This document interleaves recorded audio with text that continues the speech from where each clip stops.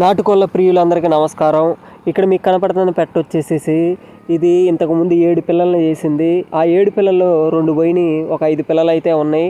ఇప్పుడు ఆ పిల్లల్ని కూడా ఇది వదిలేసింది. ఇప్పుడు గుడ్డుకొచ్చింది. ఇదిగో ఈ పుంజే, ఆ పుంజుతో తిరుగుతా ఇప్పుడు లైన్లో పడింది.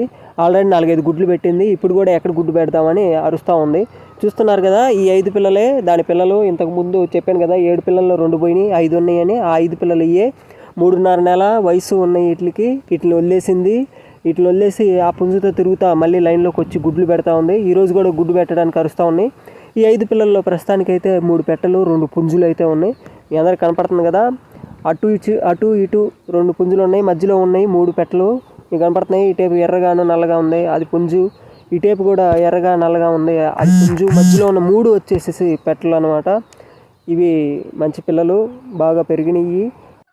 మరి నెక్స్ట్ ఎన్ని పిల్లలు పెట్టిద్దో వేచి చూడాలి మనం.